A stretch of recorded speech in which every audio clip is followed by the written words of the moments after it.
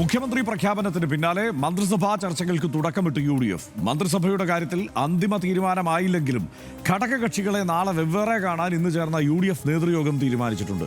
മുഖ്യമന്ത്രിക്കൊപ്പം എല്ലാ മന്ത്രിമാരും തിങ്കളാഴ്ച സത്യപ്രതിജ്ഞ ചെയ്യുമെന്നും UDF നേതൃത്വം വ്യക്തമാക്കി. അതേസമയം മുഖ്യമന്ത്രി പദം കിട്ടാത്തതിന് കലാപക്കൊടി ഉയർത്തിയ ചെന്നിത്തലയെ അനുനയിപ്പിക്കാൻ ഒരു പരിധിവരെ ഹൈക്കമാൻഡിന് സാധിച്ചിട്ടുണ്ട്.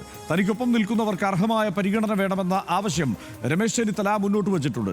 സ്വന്തം കാര്യം നോക്കി പോയി എന്ന പഴി കേൾക്കാനാകില്ലെന്നും ചെന്നിത്തല ഹൈക്കമാൻഡിനോട് വ്യക്തമാക്കി. ഇതിനിടെ തന്റെ സുരക്ഷാ വാഹന വ്യൂഹം കുറയ്ക്കുന്നതടക്കമുള്ള തീരുമാനങ്ങളുമായി ഒരു ശൈലി മാറ്റത്തിന് തുടക്കം കുറിക്കുകയാണ് നിയുക്ത മുഖ്യമന്ത്രി VD സതീശൻ.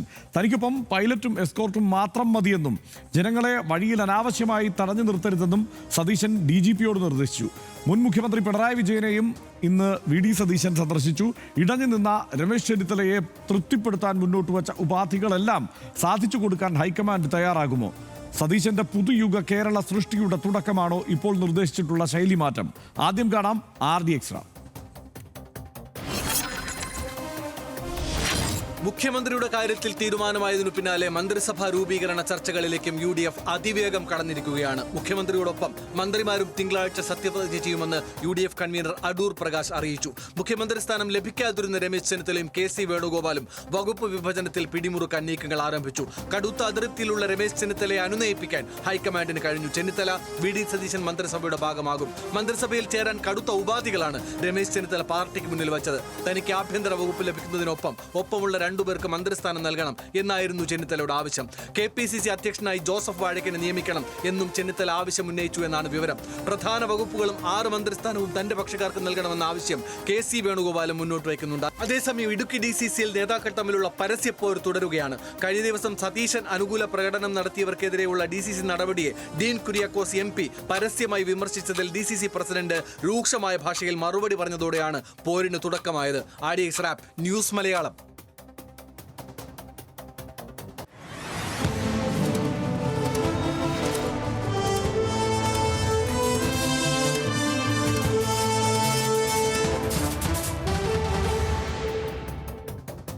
നിയുക്ത മുഖ്യമന്ത്രിയായി തെരഞ്ഞെടുക്കപ്പെട്ട VD സതീശന് തന്റെ പൂർണ്ണ പിന്തുണയുണ്ടാകുമെന്ന് രമേശ് ചെന്നിത്തല പറഞ്ഞു. മന്ത്രിസഭയിൽ താൻ ഉണ്ടാകുമോ എന്നതടക്കമുള്ള കാര്യങ്ങൾ പാർട്ടി തീരുമാനിക്കുമെന്നും പാർട്ടിയോട് താൻ ഒരു ഡിമാൻഡും മുന്നോട്ട് വച്ചിട്ടില്ല എന്നും രമേശ് ചെന്നിത്തല പറഞ്ഞു. കഴിഞ്ഞ 10 വർഷത്തെ LDF ഭരണത്തിൽ നിന്നുള്ള കേരളത്തെ മോചിപ്പിക്കാനുള്ള ദൗത്യം അദ്ദേഹത്തിനാണ് പാർട്ടി ഹൈക്കമാൻഡ് ഏൽപ്പിച്ചിട്ടുള്ളത്. അത് പാർട്ടി പ്രവർത്തകരും ഞങ്ങൾ എല്ലാവരും കൂടി ചേർന്ന് നിറവേറ്റും എന്നാണ് എനിക്ക് പറയാൻ. അതല്ല പാർട്ടി തീരുമാനിക്കേണ്ട കാര്യം.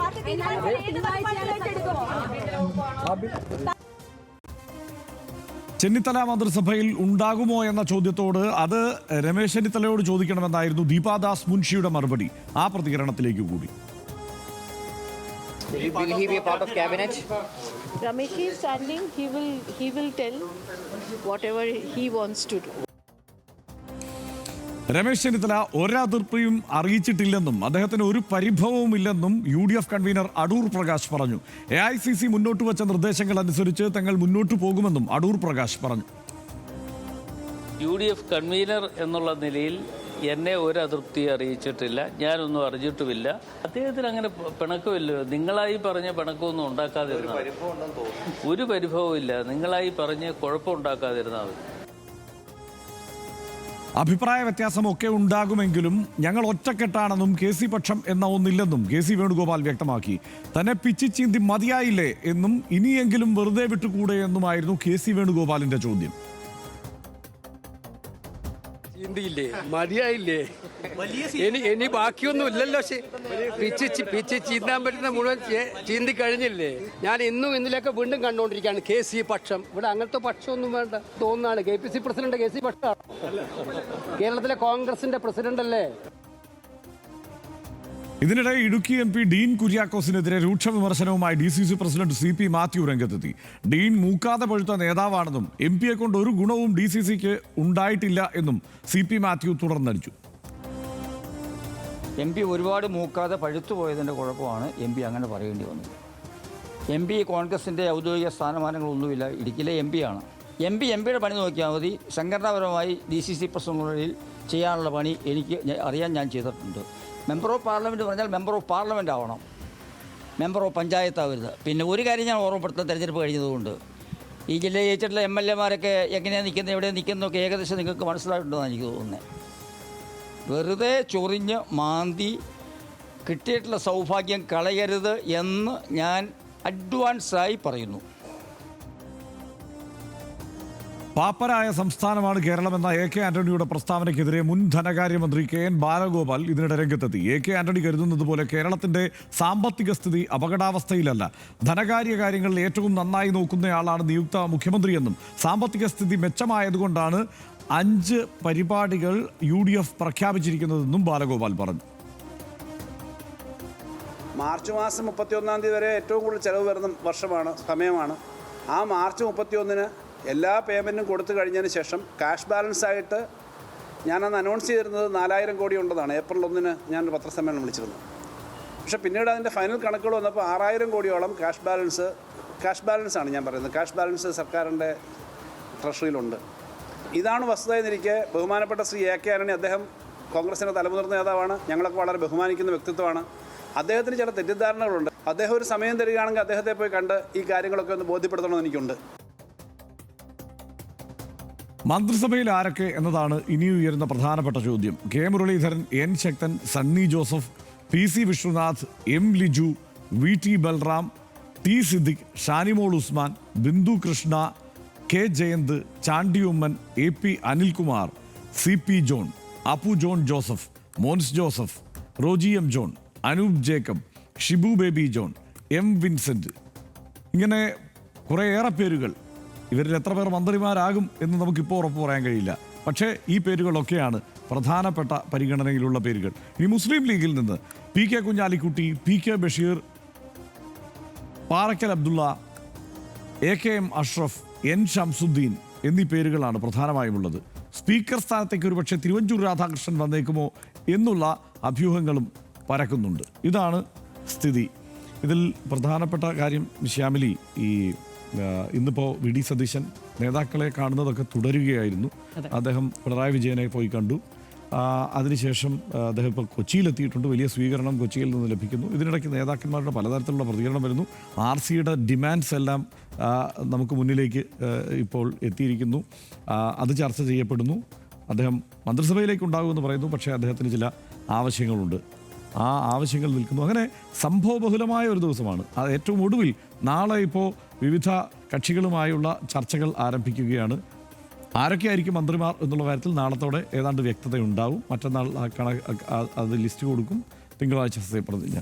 എന്താണ് തോന്നുന്നത് ഈ ദിവസത്തെ സംഭവങ്ങൾ നോക്കുമ്പോൾ? ഈ ദിവസത്തെ എന്നുള്ളതല്ല, ഞാൻ ഒരാളുടെ വളർച്ചയെ, അഭൂതപൂർവമായ ഒരു വളർച്ചയെ ഇങ്ങനെ വളരെ അത്ഭുതത്തോടെ കാണുകയാണ്. അത് PD സതീശൻ എന്നുള്ള ഒരാളുടെ അദ്ദേഹത്തിൻ്റെ ഇമേജ് ഉയർത്തി അങ്ങ് പരകോടിയിലേക്ക് കൊണ്ടുപോകുന്നത് പോലെയാണ്. അതിന് കോൺഗ്രസ് എന്ന പാർട്ടി അറിഞ്ഞോ അറിയാതെയോ അതിനുള്ള സാഹചര്യങ്ങൾ ഒരുക്കി കൊടുക്കുന്നു എന്നുള്ളതാണ്.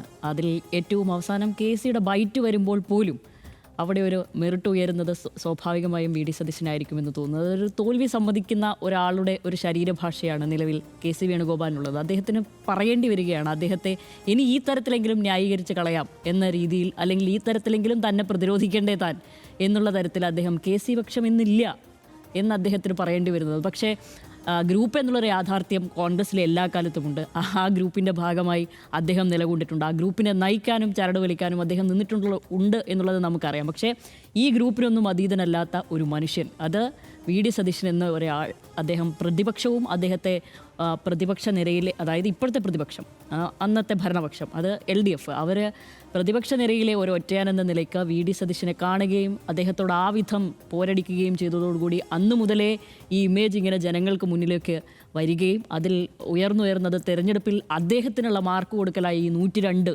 എന്നുള്ള മാർക്ക് മാറുകയും ചെയ്യുന്നതാണ് നമ്മൾ കണ്ടത്.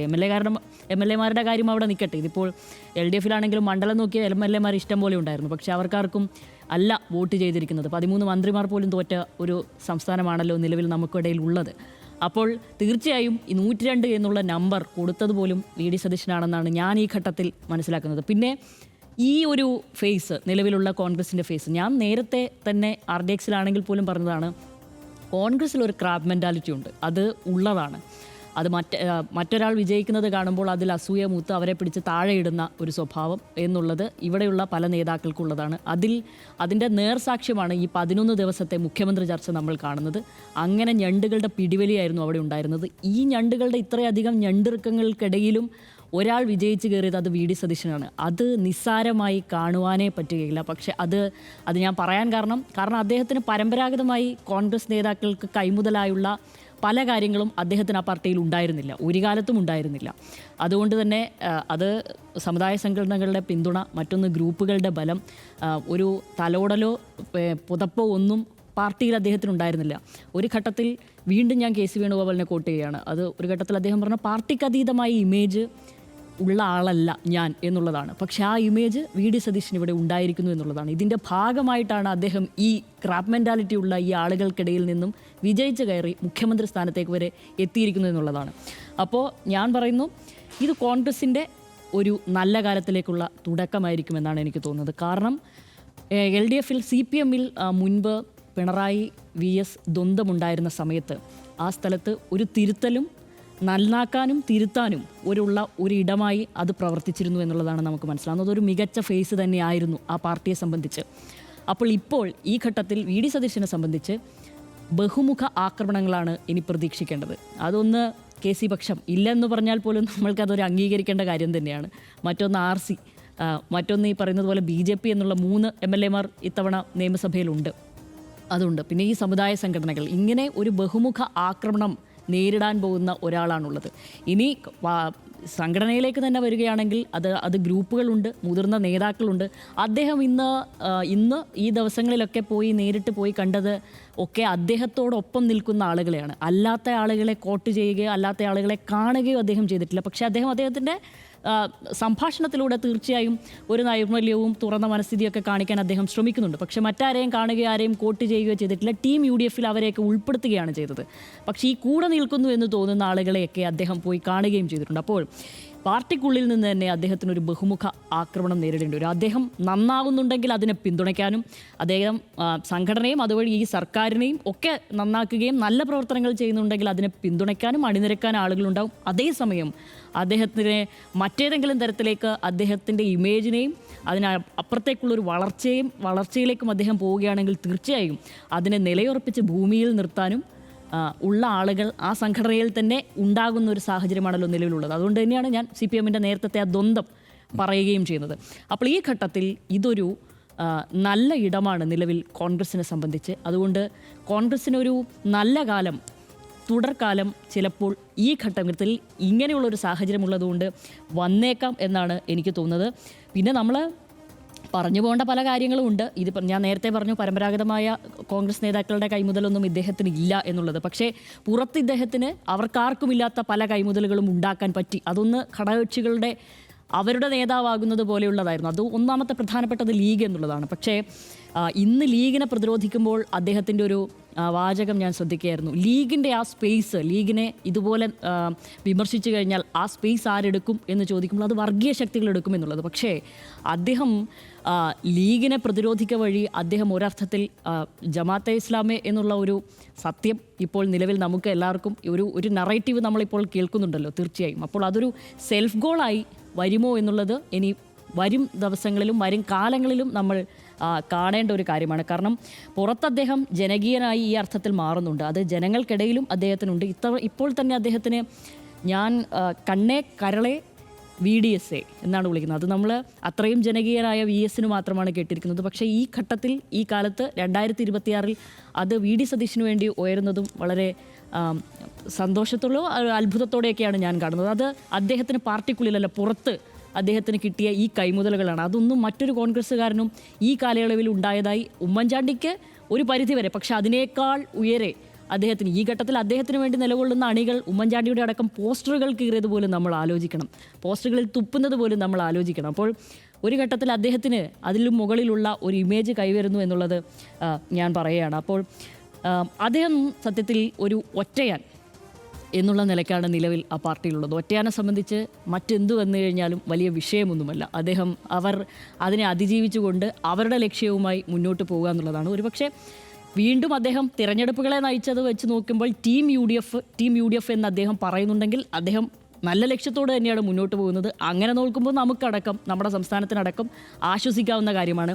അതിൻ്റെ ഭാഗമായിട്ട് അതേ ഉദ്ദേശത്തിൽ തന്നെ അദ്ദേഹം നിലകൊള്ളുന്നതുകൊണ്ടാണ് ഇപ്പോൾ ഈ ഓടി നടന്ന ആളുകളെ കാണുന്നതും രമേശ് ചെന്നിത്തലയാണെങ്കിലും വീട്ടിൽ പോയി അനുനയിപ്പിക്കുകയും ഈ പറഞ്ഞ പോലെ ആഭ്യന്തരമടക്കം ചോദിക്കുകയാണെങ്കിൽ അതിൽ തന്നെ ഒരു സമവായത്തിനൊക്കെ ശ്രമിച്ച് ധനവകുപ്പോ മറ്റോ കൊടുക്കുകയോ അല്ലെങ്കിൽ അതിൽ ഒരു വിട്ടുവീഴ്ചക്കോ ഏത് തരത്തിലാണെങ്കിലും ചർച്ചകളുമായി മുന്നോട്ട് പോകാൻ ശ്രമിക്കുന്നത് അതുകൊണ്ടൊക്കെയാണെന്നാണ് എനിക്ക് തോന്നുന്നത്. ഞാൻ പറഞ്ഞു വരുന്നത് അജയനായ വി ഡി സതീശൻ നിലവിൽ സൃഷ്ടിക്കപ്പെട്ടിരിക്കുന്നു.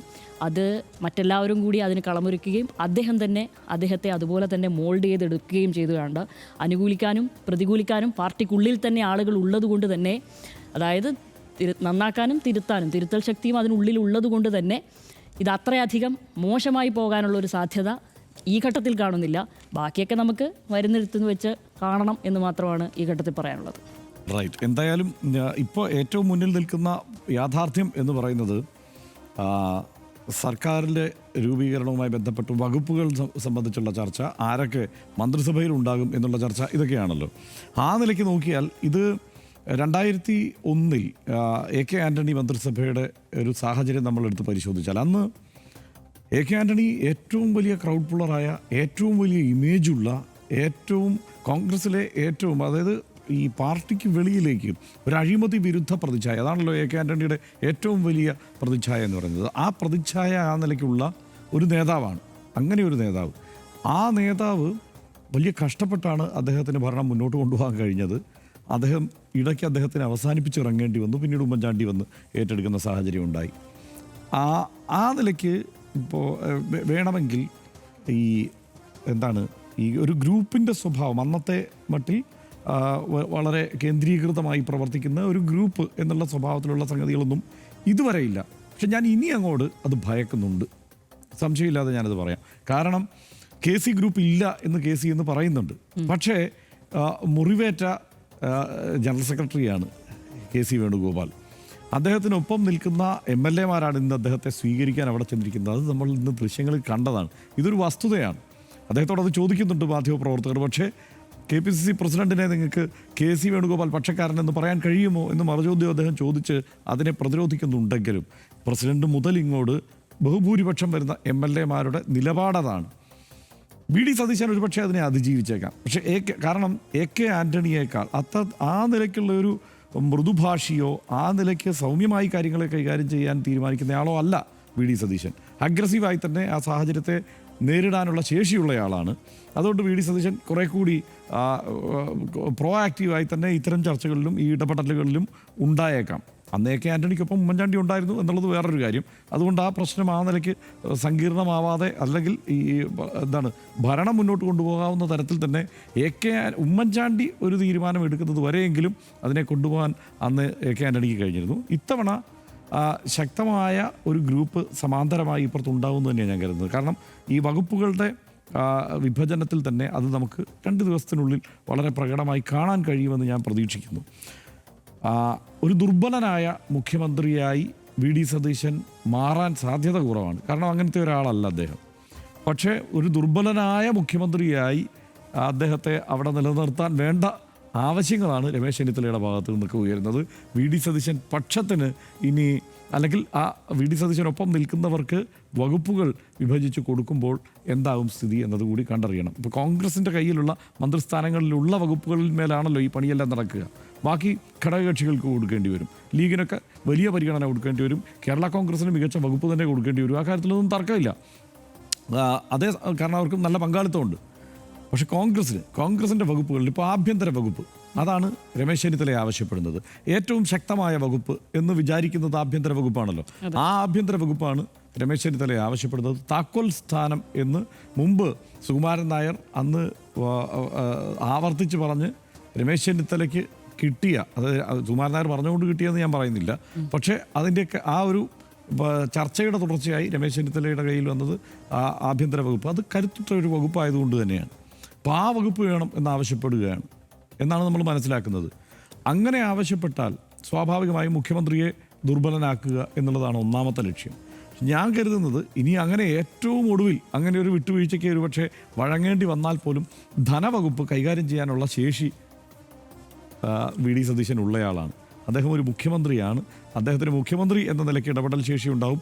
ധനവകുപ്പ് കൂടി കൈവശം വെച്ചാൽ ആഭ്യന്തര വകുപ്പിനേക്കാൾ പ്രഹരശേഷിയുള്ള വകുപ്പായി ഒരു ഗ്രൂപ്പ് എന്ന നിലയ്ക്കാണ്, അല്ലെങ്കിൽ അങ്ങനെയാണ് കാര്യങ്ങൾ മുമ്പോട്ട് പോകുന്നതെങ്കിൽ, ഇപ്പുറത്ത് അദ്ദേഹത്തെ പ്രതിരോധിക്കാൻ വേണ്ടി ഒരു ഗ്രൂപ്പ് എന്ന നിലയ്ക്ക് ഇവർ നിൽക്കുകയാണെങ്കിൽ അദ്ദേഹം ധനവകുപ്പ് കയ്യിൽ വെക്കുന്നതായിരിക്കും അദ്ദേഹത്തിന് ഉചിതം. കാരണം എല്ലാ വകുപ്പുകളിലും ഇടപെടാൻ പറ്റുന്ന, എല്ലാ വകുപ്പുകളെയും കൈകാര്യം ചെയ്യാൻ പറ്റുന്ന ഒരു വകുപ്പ് ധനവകുപ്പാണ് എന്നുള്ളത് കൊണ്ട് അദ്ദേഹത്തിന് ചിലപ്പം വേണമെങ്കിൽ അങ്ങനെ ഒരു ഒത്തുതീർപ്പിലേക്ക് അദ്ദേഹം എത്തിക്കൂടായികയുമില്ല. കാരണം ആ വകുപ്പ് അദ്ദേഹത്തിന് വളരെ പ്രിയപ്പെട്ട വകുപ്പായതുകൊണ്ട് ഒരു പക്ഷേ അങ്ങനെ എത്തിക്കൂടായികയില്ല. പക്ഷേ അദ്ദേഹം വിട്ടുവീഴ്ച ചെയ്യില്ല എന്നാണ് ഞാൻ കരുതുന്നത്. ആഭ്യന്തര വകുപ്പ് വിട്ടുകൊടുക്കേണ്ടി വന്നാൽ അത് വലിയ ഒരു സെറ്റ് ബാക്ക് ആകും എന്നുള്ള ഒരു ചിന്തയുള്ളതുകൊണ്ട് അത് വിട്ടുകൊടുക്കാതിരിക്കാൻ പരമാവധി അദ്ദേഹം ശ്രമിക്കുമെന്ന് തന്നെയാണ് ഞാൻ കരുതുന്നത്. പക്ഷെ ഇപ്പോൾ കെ സി വേണുഗോപാൽ വന്നിട്ടുണ്ട്. അദ്ദേഹം രമേശ് ചെന്നിത്തലയും വി ഡി സതീശനും തമ്മിൽ ഉണ്ടായ ഒരു തർക്കത്തിന് എന്തോ പരിഹരിക്കാൻ വന്നു എന്ന മട്ടിലാണ് ഇപ്പോൾ മാധ്യമങ്ങളിൽ വാർത്തയൊക്കെ വരുന്നത്. കാരണം RC അനുനയിപ്പിക്കാൻ KC എന്ന മട്ടിലാണ് വാർത്തകൾ വരുന്നത്. പക്ഷെ അങ്ങനെയല്ല, KCയുടെ പങ്കും കിട്ടേണ്ടതുണ്ട്. അപ്പോൾ ആ നിലയ്ക്കായിരിക്കും ഈ പങ്കുവയ്പ് ഉണ്ടാവുക. അവിടെ എത്രത്തോളം പ്രാതിനിധ്യ സ്വഭാവത്തോടെ, അതായത് മറ്റ് ഈ സാമൂഹ്യ നീതിയുമായി ബന്ധപ്പെട്ടുള്ള പ്രാതിനിധ്യ സ്വഭാവം വരേണ്ടതുണ്ടല്ലോ, അതൊക്കെ എത്രത്തോളം പാലിക്കാൻ പറ്റും എന്നുള്ളതൊക്കെ ഇനി നമുക്ക് കാത്തിരുന്ന് കാണണം. അതാണ് മന്ത്രിസഭാ രൂപീകരണമായി വരുന്നത്. മറ്റൊന്ന്, ഇന്നിപ്പോൾ അദ്ദേഹം എല്ലാവരെയും വി ഡി സതീശൻ ആളുകളെയൊക്കെ പോയി കാണുന്നുണ്ടായിരുന്നു. പിണറായി വിജയനെ അടക്കം പോയി കണ്ടു. അത് നമുക്ക് ഈ ഷോർട്ട് മെമ്മറി ഉള്ളതുകൊണ്ടുള്ള ഒരു പ്രശ്നമാണ്. ഇത് ചരിത്രത്തിൽ ആദ്യമായി സംഭവിച്ചത്. കാരണം നേരത്തെ ഉമ്മൻചാണ്ടിയെ കാണാൻ പിണറായി വിജയൻ മുഖ്യമന്ത്രിയായ സമയത്ത് 2016 ഉമ്മൻചാണ്ടിയെ കാണാനും ഇതുപോലെ തന്നെ പോയിട്ടുണ്ട്. അതൊക്കെ ഒരു അത് കഴിഞ്ഞ കുറച്ച് നാളുകളായിട്ട് നടന്നു വരുന്ന ഒരു സംഗതിയാണ്. ആരൊക്കെയോ റിപ്പോർട്ട് ചെയ്യുന്നതുകൊണ്ട് വിജയ്യെ മാതൃകയാക്കി എന്നൊക്കെ പറഞ്ഞിട്ട് ഒരിക്കലും അങ്ങനെയല്ല. അതിനു മുമ്പ് 2016 പിണറായി ഇത് ചെയ്തിട്ടുണ്ട്. അതുകൊണ്ട് നമുക്ക് അങ്ങനെയൊന്നും വെക്കേണ്ടതില്ല. ഇദ്ദേഹം വളരെ മാതൃകാപരമായി തന്നെയാണ് ഇദ്ദേഹം നീങ്ങുന്നത്. കാരണം ആർക്കൊക്കെ അഭിപ്രായ ഭിന്നതയുണ്ടോ, ആരൊക്കെ മാറി നിൽക്കാൻ ശ്രമിക്കുന്നുണ്ടോ, എതിർപക്ഷത്ത് ആരൊക്കെയുണ്ടോ, അവരെ എല്ലാവരെയും ചെന്ന് കാണുന്നത് മാത്രമല്ല, മുമ്പ് അദ്ദേഹത്തെ പാർട്ടിയിലേക്ക് കൈപിടിച്ച് നയിച്ച ജി കാർത്തികേയൻ അടക്കമുള്ള ആളുകൾ. ജി കാർത്തികേയൻ നേരത്തെ 2001 ഈ പറഞ്ഞതുപോലെ മന്ത്രിയായിരിക്കുന്ന സമയത്തൊക്കെ V D Satheesan G Karthikeyan ഒപ്പം ഉണ്ടായിരുന്ന ഒരാൾ തന്നെയാണ്. അപ്പോൾ ആ ഓർമ്മയും അദ്ദേഹത്തിനുണ്ട്. അദ്ദേഹം ഒന്നും മറക്കുന്നില്ല എന്ന് തന്നെ തെളിയിക്കുന്ന അദ്ദേഹത്തിൻ്റെ ഒരു നടപടിയായി അതൊക്കെ. അപ്പോൾ ആ നിലയ്ക്ക് തന്നെ വേണം അതിനെയൊക്കെ കാണാൻ. അതുപോലെ പിന്നെ ഇന്ന് ചർച്ചയായ പ്രധാനപ്പെട്ട കാര്യം വാഹനങ്ങൾ മായി ബന്ധപ്പെട്ട്, അതും ഈ ഷോർട്ട് മെമ്മറിയുടെ പ്രശ്നമുണ്ട്. അങ്ങനെ എല്ലാ തവണയും എല്ലാവരും മുഖ്യമന്ത്രി ആയാലും ഉടനെ എല്ലാ പുതിയ വണ്ടികളും ഇങ്ങ് മേടിക്കുക എന്നുള്ളൊരു ഏർപ്പാട് ഇവിടെ ഇല്ല. അതിപ്പോൾ ഒരു കാലത്തും അങ്ങനെ ഉണ്ടായിട്ടില്ല. എനിക്ക് തോന്നുന്നു 2006 വരെ അംബാസഡർ കാറുകളാണ് എല്ലാവരും ഉപയോഗിക്കുന്നത്. ആ സമയത്തൊക്കെ VS അച്യുതാനന്ദൻ്റെ മന്ത്രിസഭ രൂപീകരിച്ച് ആ മന്ത്രിമാരെല്ലാം പോകുന്ന ദൃശ്യം ഇപ്പോഴും നമ്മുടെ മുന്നിലുണ്ട് അംബാസഡർ കാറുകളിൽ. അതിന് മാറിയൊരു വാഹനമൊക്കെ ഉപയോഗിച്ച് കണ്ടിട്ടുള്ളത് KK കരുണാകരനും EK നായനാരും ഒക്കെ ആയിരുന്നു. കുറച്ച് അല്ലാത്ത കാറുകളൊക്കെ ഉപയോഗിക്കുന്നത് കാരണം ബെൻസിലേക്കൊക്കെ ആ കാലത്ത് എത്തിയിട്ടുണ്ട്. അന്ന് ബെൻസ് ഉപയോഗിച്ചിരുന്നു. കേരളത്തിൻ്റെ മുഖ്യമന്ത്രിമാർ ബെൻസൊക്കെ ഉപയോഗിച്ചിരുന്നു. അതുകൊണ്ട് അതായത് സുരക്ഷയുള്ള യാത്രാ സുഖമുള്ള വാഹനം, അതിപ്പോൾ കൂടിയതായാലും കുറഞ്ഞതായാലും ഉപയോഗിക്കുക തന്നെയാണ്. കണ്ടത് ഇന്ന് രാവിലെ മുതൽ ഞാൻ നോക്കുകയാണ് ഇവരൊക്കെ എന്ത് യാത്രയാണ് ചെയ്യുന്നത്. ഇന്നലെ രമേശ് ചെന്നിത്തലയെ തിരുവനന്തപുരത്ത് കണ്ടു വൈകുന്നേരം. ഇന്ന് രാവിലെ തിരുവനന്തപുരത്ത് അദ്ദേഹമുണ്ട്. പക്ഷേ ഇതിനിടയ്ക്ക് ഗുരുവായൂർ പോയി തൊഴുതിട്ടാണ് തിരിച്ചു വന്നിരിക്കുന്നത്. അപ്പോൾ ഇങ്ങനെ നിരന്തരം യാത്ര ചെയ്യുന്നവരാണ്. വി ഡി സതീശൻ ഇന്നിപ്പോൾ കൊച്ചിയിലുണ്ട്. അദ്ദേഹം ഇനി അടുത്ത ദിവസം ഘടകകക്ഷികളുമായുള്ള ചർച്ചയ്ക്ക് ഇരിക്കേണ്ട ആളാണ്. എന്ത് യാത്ര ചെയ്യുന്നത്? അപ്പോൾ യാത്ര അനാരോഗ്യത്തിലേക്ക് പോകാതെ ഇവരൊക്കെ അവരുടെ കാലം തീർത്ത് നന്നായി നമ്മളെ ഭരിച്ച് മുമ്പോട്ട് പോകുന്ന ആളുകളായി തന്നെ നമുക്ക് വേണം. അതുകൊണ്ടാണ് അപ്പോൾ എനിക്ക് 2021 കണ്ടാണ് കാറുകൾ മാറിയത്. പിണറായി വിജയൻ കാറുകൾ മാറിയത് അത് വലിയ വാർത്തയായി. അപ്പോൾ ഇനി അത് 3 വർഷത്തിൽ കൂടുതൽ കാറുകൾ VIP-കൾക്ക് ഉപയോഗിക്കാൻ കൊടുക്കരുത് എന്നാണ് ടൂറിസം വകുപ്പിൻ്റെ തന്നെ ചട്ടം.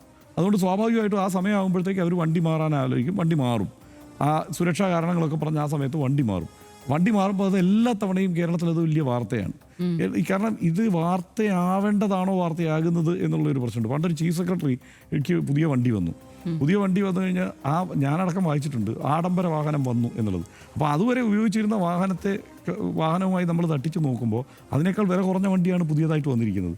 പക്ഷേ പതിവായി നമ്മൾ കാണുന്ന വണ്ടിയല്ല എന്നുള്ളതാണ്. ഒരു ഇന്നോവ മാറി ഒരു ജീപ്പ് കോമ്പാസ് വന്നാൽ അത് നമുക്ക് പെട്ടെന്ന് ആഡംബര വാഹനമായി തോന്നും. പക്ഷേ ഇതിൻ്റെ വിലയിൽ വ്യത്യാസമില്ല, മാത്രമല്ല അതിനേക്കാൾ വില കുറവായിരുന്നു ഇതിന്. അപ്പോൾ അങ്ങനെയാണ് നമ്മൾ പല വാർത്തകളും ഉണ്ടാവുക. അപ്പോൾ ആ വാർത്തയ്ക്കൊപ്പിച്ച് നീങ്ങാൻ വി.ഡി. സതീശനും ശ്രമിക്കില്ലെന്നാണ് ഞാൻ കരുതുന്നത്. ഇതിപ്പോൾ അദ്ദേഹം സാധാരണ അദ്ദേഹത്തിൻ്റെ ഒരു ശൈലി വെച്ചിട്ട് അദ്ദേഹം പുതിയ വാഹനങ്ങളൊന്നും വേണ്ട, 40 വണ്ടിയുടെ കോൺവോയ് ഉണ്ട്. 40 വണ്ടിയുടെ കോൺവോയ് ചിലപ്പോൾ ഉണ്ടാകാം. അത് എപ്പോഴാണ്? ഇപ്പോൾ 20-നും 40-നും ഇടയിലേക്കൊക്കെ ഇത് വളരുന്നത് സംഘർഷം ഉണ്ടാകുമ്പോഴാണ്, അതായത് ഒരു പ്രതിഷേധം ഉണ്ടാകുമ്പോഴാണ്. ഉറപ്പായിട്ടും ഇവിടെ പ്രതിഷേധവും സമരങ്ങളും ഒക്കെ ഉണ്ടാകും. ഇടതുപക്ഷം പ്രത്യേകിച്ച് പ്രതിപക്ഷത്തിരിക്കുമ്പം സമരങ്ങളുടെ ശൈലി കൂടുതൽ രൂക്ഷമാകും. നമ്മൾ എപ്പോഴും കണ്ടിട്ടുള്ളതാണ്. ഇത്തവണ പോരാത്തതിന് ശക്തമായ പ്രതിപക്ഷമായി BJPയും അല്ലെങ്കിൽ NDAയും അവിടെയുണ്ട്. ഒത്തിരി സമരങ്ങളുണ്ടാകും. അതിനനുസരിച്ച് സുരക്ഷ വർദ്ധിപ്പിക്കേണ്ടി വരും. അതിനെക്കുറിച്ചൊക്കെ കാലേ കൂട്ടി ഇങ്ങനെ പ്രവചിച്ച് നമ്മൾ മുന്നോട്ട് പോകാൻ ശ്രമിക്കുന്നത് അബദ്ധമാകും എന്നുള്ളതാണ് എനിക്ക് തോന്നിയിട്ടുള്ള കാര്യം. സാധാരണ ഇവിടുത്തെ മുഖ്യമന്ത്രിമാർക്കെല്ലാം ഒരു 6 മുതൽ 9 വണ്ടികളുടെ ഒരു എസ്കോർട്ടാണ് സാധാരണ ഉണ്ടാവാറുള്ളത്. സാധാരണ സുരക്ഷാ സംവിധാനമൊക്കെ ആ നിലയ്ക്കാണ് ഉണ്ടാകുന്നത്. അതിനെ ആ നിലയ്ക്ക് കണ്ടാൽ മതിയെന്നാണ് എനിക്ക് തോന്നുന്നത്. അതിന്മേലൊക്കെ വലിയ ചർച്ചകൾ വരേണ്ടതുണ്ടോ എന്നുള്ള ഒരു സംശയം സത്യം പറഞ്ഞു കഴിഞ്ഞാൽ ഈ സമയത്തുണ്ട്. എന്തായാലും പുതിയ മന്ത്രിമാർ വരുന്നു. വകുപ്പുകൾ എന്തൊക്കെയാണെന്ന് നാളെ നമുക്കറിയാം. മുഖ്യമന്ത്രിയെ ദുർബലനാക്കാൻ ആ പാർട്ടി ആഭ്യന്തരമായി എത്രത്തോളം ശ്രമിക്കുന്നു എന്ന കാര്യം കൂടി നമുക്ക് നാളെ അറിയാം. കാരണം മുഖ്യമന്ത്രിക്ക് ഏറ്റവും ശക്തമായ വകുപ്പുകൾ കൊടുത്ത് കരുത്തോടെ നയിക്കുന്ന മുഖ്യമന്ത്രിയായി തന്നെ കണക്കാക്കണം. ഇനിയിപ്പം കെ സിക്കൊപ്പം നിൽക്കുന്നവർക്ക് ഇത് കൊടുക്കേണ്ടി വരും. രമേശ് ചെന്നിത്തലയ്ക്കൊപ്പം നിൽക്കുന്നവർക്ക് സീറ്റുകൾ മന്ത്രിസ്ഥാനമൊക്കെ കൊടുക്കേണ്ടി വരും. അപ്പോൾ പുതിയ ചില പേരുകളും പരിഗണനയും ഒക്കെ വരും. അതിനനുസരിച്ച് മുഖ്യമന്ത്രിയെ ദുർബലനാക്കാതിരിക്കട്ടെ ആ പാർട്ടി എന്നാണ് ഇപ്പോൾ പറയാനുള്ളത്. കാരണം ഇതെല്ലാ തവണയും എല്ലാ കാര്യത്തിനും ഈ പുറത്ത്, അതായത് പാർട്ടിക്ക് അതീതമായുള്ള ആ ഒരു പിന്തുണയുണ്ടല്ലോ, അവരെ എപ്പോഴും തെരുവിൽ കാണില്ല. അത് ഓരോ പ്രശ്നത്തിലും വി.ഡി. സതീശനെതിരെ ആഭ്യന്തരമായി ഉയരുന്ന ഓരോ പ്രശ്നത്തിലും ഇനി തെരുവിൽ ഇവരെയൊന്നും പ്രതിരോധിക്കാൻ കാണില്ല. അദ്ദേഹത്തെ മുഖ്യമന്ത്രിയാക്കി. ഇനി മുഖ്യമന്ത്രിയായ അദ്ദേഹം വേണം ഇനി അതിനെ നയിക്കാൻ. അദ്ദേഹം വേണം അതിനെ നോക്കാൻ. അദ്ദേഹത്തിന് ആ വെല്ലുവിളികൾ തീർച്ചയായും ഉണ്ടാവും. അതിനെ അദ്ദേഹം അതിജീവിച്ച് മുന്നോട്ട് പോകും എന്ന് തന്നെ ഞാൻ കരുതുന്നു. 10 വർഷത്തെ ഇടവേളയ്ക്ക് ശേഷം സംസ്ഥാനത്ത് UDF സർക്കാർ അധികാരത്തിലേക്ക് എത്തുന്നതിൻ്റെ ഒരുക്കങ്ങളിലാണ് തലസ്ഥാനം. തർക്കത്തിനൊടുവിൽ മുഖ്യമന്ത്രി കസേര ലഭിച്ച വി.ഡി. സതീശനെ നേരിടാൻ പോകുന്ന ആദ്യ പരീക്ഷണം മന്ത്രിസഭാ രൂപവൽക്കരണമാണ് എന്ന് ഏതാണ്ട് ഉറപ്പായി കഴിഞ്ഞു. ഏറെ സീനിയറായ രമേശ് ചെന്നിത്തലയെ ആഭ്യന്തര വകുപ്പ് നൽകി പ്രശ്നം പരിഹരിക്കാൻ ഹൈക്കമാൻഡിന് സാധിക്കുമോ എന്നാണ് ഏവരും ഉറ്റുനോക്കുന്നത്. MLA-മാരിൽ വലിയ ഭൂരിപക്ഷമുള്ള KC വേണുഗോപാലിൻ്റെ താല്പര്യങ്ങളും മന്ത്രിമാരെ തെരഞ്ഞെടുക്കുന്നതിൽ നിർണായകമാകും. എന്നാൽ ഭരണത്തിൻ്റെ കടിഞ്ഞാൺ മറ്റ് നേതാക്കളിലേക്ക് എത്തുന്നതിൽ വി.ഡി. സതീശൻ എന്താകും നിലപാട് സ്വീകരിക്കുക എന്ന കാര്യത്തിലും ഉദ്വേഗം നിലനിൽക്കുകയാണ്. കാരണം അദ്ദേഹം അങ്ങനെ വിട്ടുവീഴ്ചയ്ക്ക് തയ്യാറാവില്ല. മുഖ്യമന്ത്രിയാകുന്ന വി.ഡി. സതീശന് വിശ്വാസമില്ലാത്ത മന്ത്രിസഭയാണ് വരുന്നതെങ്കിൽ കൂട്ടുത്തരവാദിത്തത്തെ തന്നെ അത് ബാധിക്കാൻ സാധ്യതയുണ്ട്. ഇതിനു പുറമെ ആദ്യ മന്ത്രിസഭാ യോഗത്തിൽ നടപ്പിലാക്കുമെന്ന് പറഞ്ഞ നിരവധി വാഗ്ദാനങ്ങൾ വി.ഡി. സതീശന് മുന്നിലുണ്ട്. ഇന്ദിരാ ഗ്യാരണ്ടി അടക്കമുള്ള വാഗ്ദാനങ്ങൾ നടപ്പിലാക്കാൻ മന്ത്രിസഭയിൽ നിന്നടക്കം എത്രത്തോളം പിന്തുണ വി.ഡി. സതീശന് ലഭിക്കും എന്ന് കാത്തിരുന്ന് നമുക്ക് കാണാം.